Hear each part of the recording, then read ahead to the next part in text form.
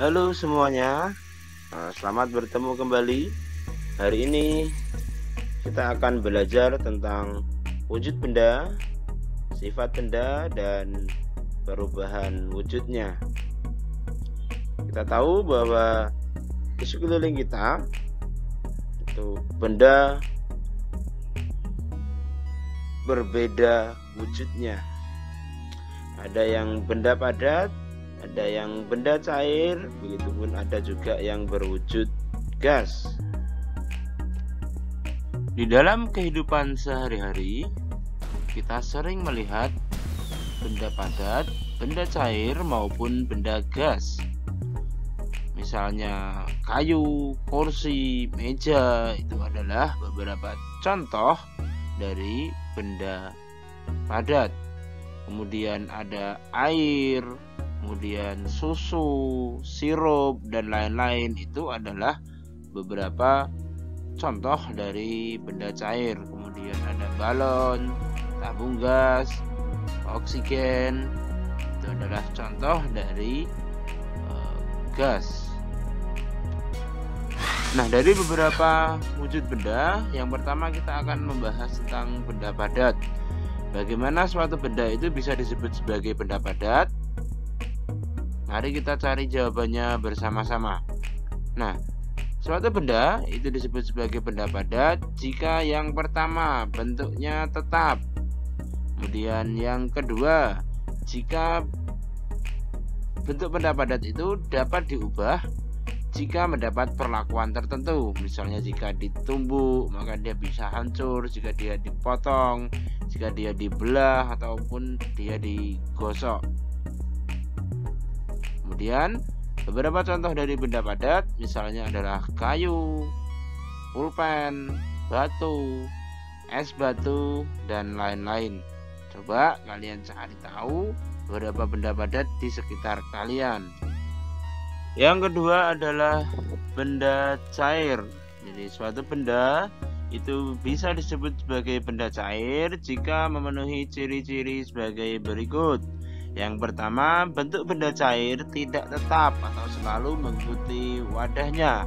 Nah, misalnya jika kita taruh air di dalam gelas, maka bentuk air tersebut akan menyerupai gelas. Jika kita taruh di dalam kendi, maka dia akan mengikuti bentuknya seperti kendi. Jika kita taruh dia di dalam panci, maka dia juga bentuknya akan menyerupai panci.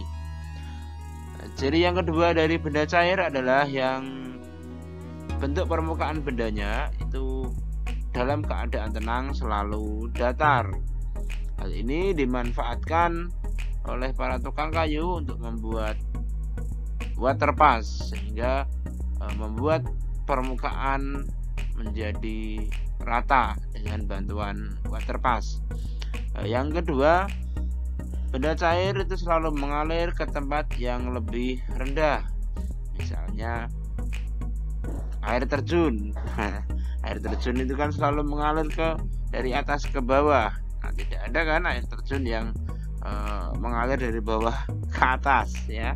Kemudian berikutnya, sifat yang berikutnya adalah benda cair itu mampu meresap melalui celah-celah kecil atau disebut dengan daya kapilaritas.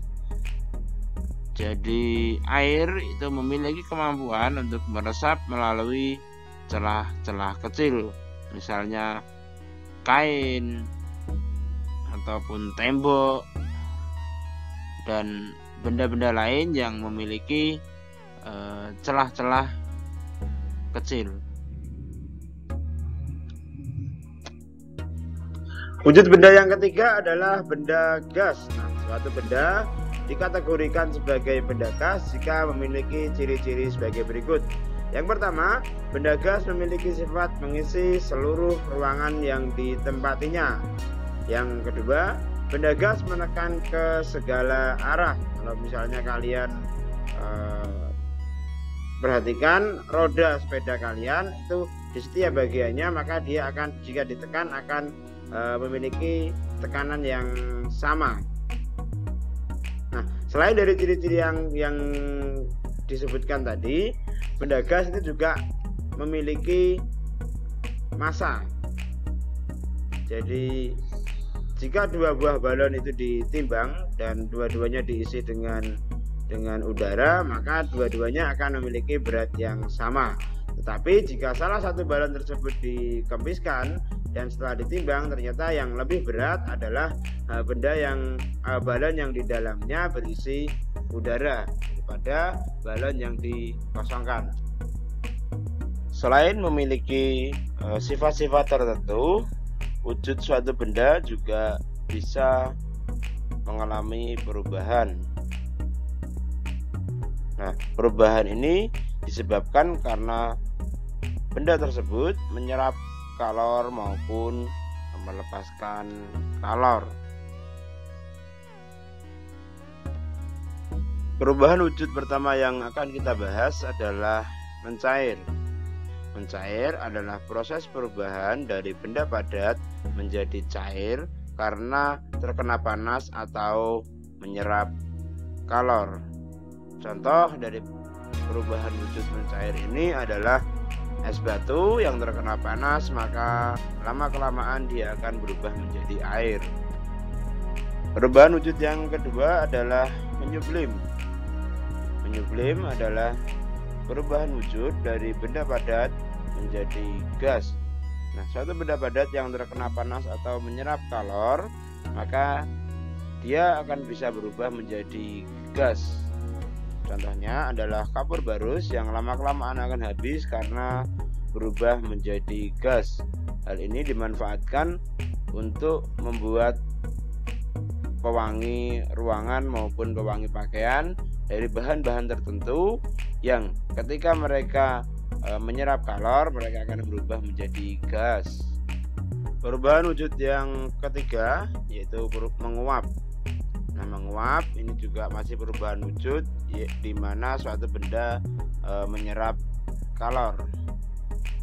Nah, menguap adalah proses perubahan dari benda cair menjadi gas karena benda cair tersebut menyerap kalor sehingga mencapai titik didihnya. Contoh dari perubahan wujud menguap ini dalam kehidupan sehari-hari adalah misalnya saat kita menjemur pakaian, maka pakaian yang basah terkena sinar matahari terus-menerus, maka airnya lama-kelamaan akan menguap. Contoh lain adalah saat kita memasak air, maka lama-kelamaan air tersebut akan habis karena berubah wujud menjadi gas. Tadi kita sudah membahas tentang perubahan wujud yang disebabkan karena suatu benda menyerap kalor. Nah, sekarang kita juga akan membahas tentang perubahan wujud yang disebabkan karena suatu benda melepaskan kalor. Yang pertama adalah membeku. Membeku adalah perubahan wujud dari cair menjadi padat dikarenakan suatu benda melepaskan kalornya sehingga mencapai titik beku yaitu 0 derajat Celcius. Contoh dari perubahan wujud membeku adalah ketika air diletakkan di lemari es, maka dia akan berubah menjadi es batu. Mengembun. Nah, mengembun ini adalah proses perubahan wujud dari gas menjadi cair. Hal ini disebabkan karena gas yang melepaskan kalornya sehingga berubah menjadi cair. Contoh dari perubahan wujud mengembun ini adalah ketika air yang dingin atau diberikan es, maka di sekelilingnya udara di sekelilingnya karena mengalami pelepasan kalor, dia akan berubah menjadi titik-titik air. Contoh lainnya adalah ketika pagi hari ada banyak embun di rumput atau di dahan-dahan daun. Perubahan wujud yang terakhir adalah mengkristal. Mengkristal adalah perubahan wujud dari gas menjadi padat. Hal ini karena gas yang melepaskan kalornya secara ekstrim sehingga merubah wujudnya menjadi padat.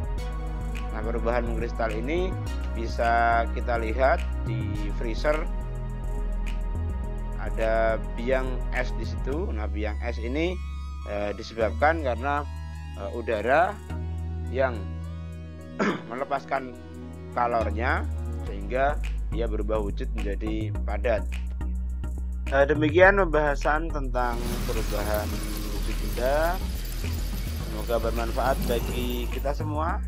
Terima kasih. Sampai ketemu di kesempatan yang akan datang. Wabillahi taufiq wal hidayah. Wassalamualaikum warahmatullahi wabarakatuh.